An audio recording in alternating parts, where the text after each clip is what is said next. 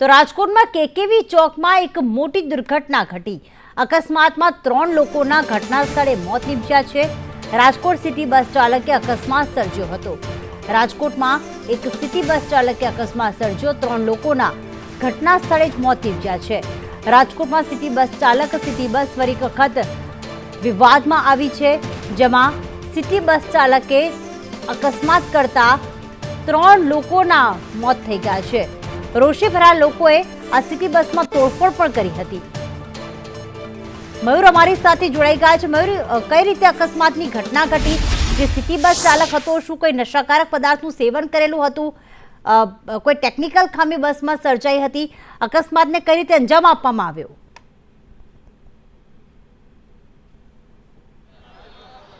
પ્રીતિ, હું તમને સીધા દ્રશ્યો બતાવવા માંગીશ। અહીંયા ઇન્દિરા સર્કલ પાસે સામેના તરફથી સિટી બસ આવતી હતી અને પૂરપાટ ઝડપે દોડતી સિટી બસે એક સામટા 5 લોકો છે તેમને હડફેટે લીધા હતા અને ત્યારબાદ એક પછી એક 4 લોકો છે ઘટના સ્થળે ગંભીર રૂપથી ઘવાતા, જેમાંથી 3 લોકો છે એમના ઘટના સ્થળે જ મોત થયા હતા। અહીંયા આપણે લોકોની સાથે વાત કરીએ। શું રાજકોટ વાળા ઈ બધાય ટોટલ સાહેબ દારૂ પીને જ ગાડી હાકે છે સાહેબ, અવારનવાર કારણ કે બ્રેક ફેલ છે સાહેબ। હું તો કહું છું આનો મેનેજર રહ્યો ને એને કાઢી નખાય, કોઈક અભણને મોકલો ને સાહેબ, તો એ સારી રીતના બસ મેનેજ કરી।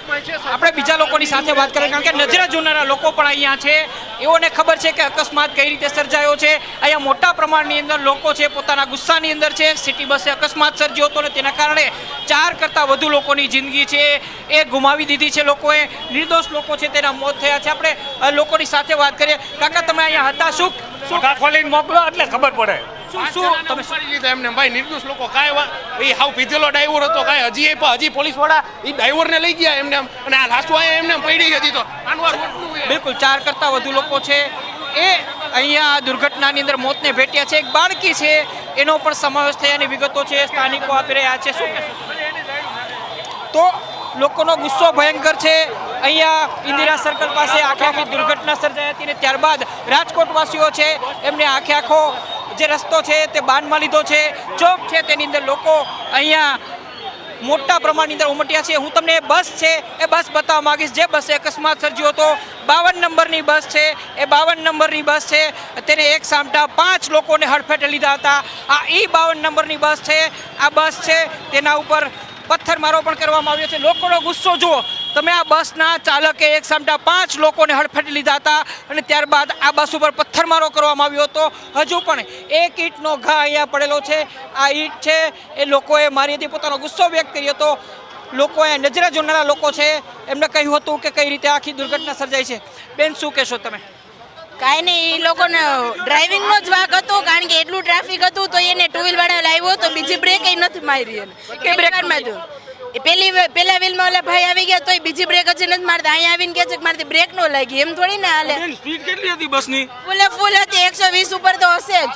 કેટલા લોકોને હડફેટે લીધા? હા, આ સરકારી સિટી કેટલા બસ લોકોને હડફેટે કેટલા લોકો? 4 લોકોને તો મારી નાખ્યા, નાનું છોકરું તો રહી ગયું તો આ ગાડીમાં અહીંયા ભટકાડ્યું એટલે રહી ગયા ના। તમે જો બસની સ્પીડ કેટલી હતી। 4 લોકોને ઘટના સ્થળે જ આ બસ છે તેમને હડફેટે લીધા હતા, જેમના મોત થયા છે। એટલું જ નહીં, પરંતુ આ બસની સ્પીડ એટલી હતી કે અહીંયા બીજા તરફનું જે ટ્રાફિક સિગ્નલ છે ત્યાં એક ગાડી ઊભી હતી, તેને પણ ટક્કર મારી હતી। એટલે આ સૌથી મોટી એમ કહી શકાય કે દુર્ઘટના છે। સિટી બસના ચાલકે બેફામ બસ ચલાવીને આ પ્રકારે દુર્ઘટના સર્જી નાખી છે। બસ ચાલક શું ફરાર થઈ ગયો છે કે પોલીસ હવાલે કરવામાં આવ્યો છે? પ્રીતિ, સ્થાનિક લોકોનું કહેવું છે કે બસ ચાલક ફરાર થઈ ગયો હતો, પરંતુ તેને પોલીસે અત્યારે પોતાની અટકાયતમાં લીધો છે। તેની પૂછપરછ કરવામાં આવી રહી છે, પરંતુ આ બધી ખાનાપૂર્તિ છે। અહીંયા તમે ઇન્દિરા સર્કલના દ્રશ્યો જોઈ શકો છો।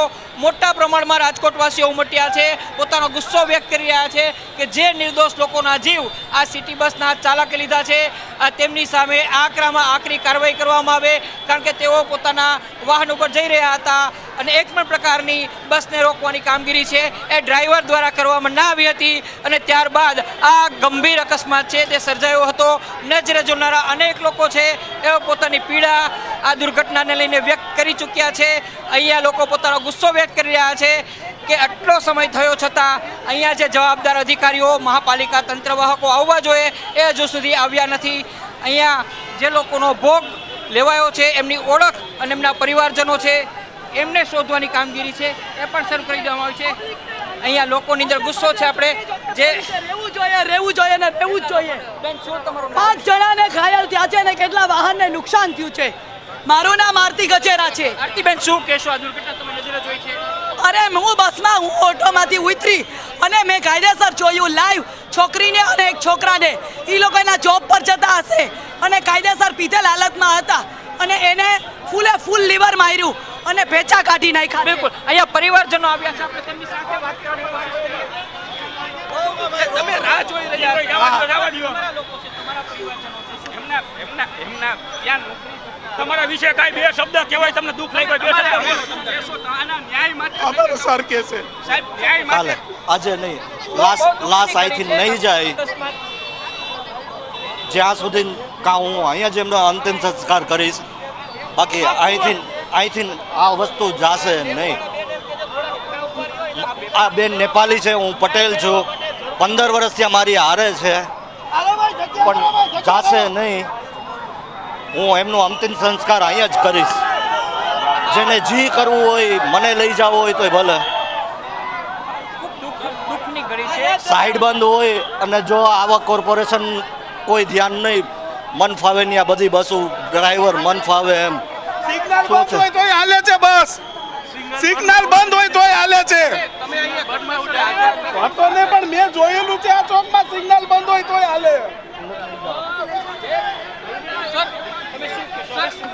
શું માંગ શું છે તમારી? કોઈ નહીં, કોઈ માંગ નથી. હું અંતિમ સંસ્કાર અહીંયા જ કરવા માંગુ છું. જે પ્રકારે અહીંયા દુર્ઘટનાનો ભોગ બનેલા લોકો છે તેને લઈને તેમના પરિચિતો છે, એમની અંદર ભયંકર ગુસ્સો છે. એટલું નહીં, અહીંયા પોલીસ પહોંચી છે, ઉચ્ચ અધિકારીઓ પહોંચ્યા છે. જે મૃતકો છે એમના નજીકના લોકો છે તેની અંદર ભયંકર ગુસ્સો છે. અહીંયા ડીસીપી જગદીશ બાંગરવા પહોંચ્યા છે. તેમનો લોકોએ ઘેરાવ કર્યો છે અને લોકો સૂત્રોચ્ચાર કરી રહ્યા છે, માગણી કરી રહ્યા છે.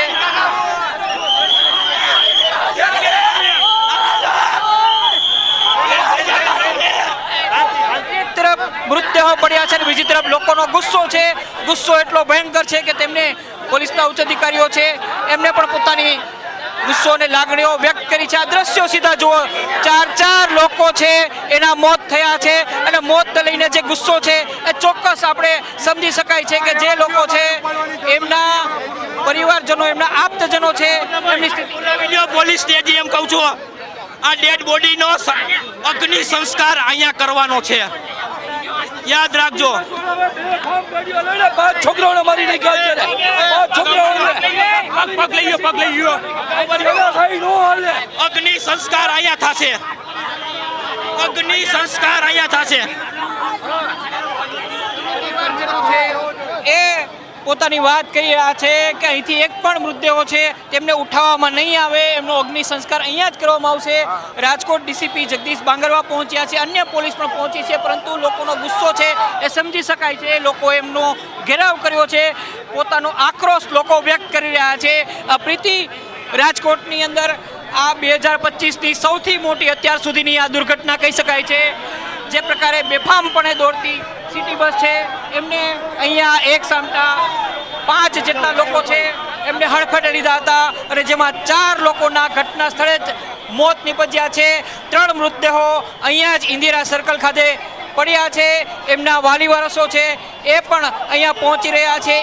એક બહેન છે એ નેપાળી હોવાની વિગતો સામે આવી છે અને તેમની સાથે રહેતા જે વ્યક્તિ છે એ પણ અહીંયા પહોંચ્યા હતા. તેમણે સંદેશ ન્યૂઝ સાથે વાત કરીને કહ્યું હતું કે તેઓ તેમની તમામ વિધિ કરશે, પરંતુ ન્યાય માટેની જે લડાઈ છે એ તેઓ અહીંથી જ કરશે.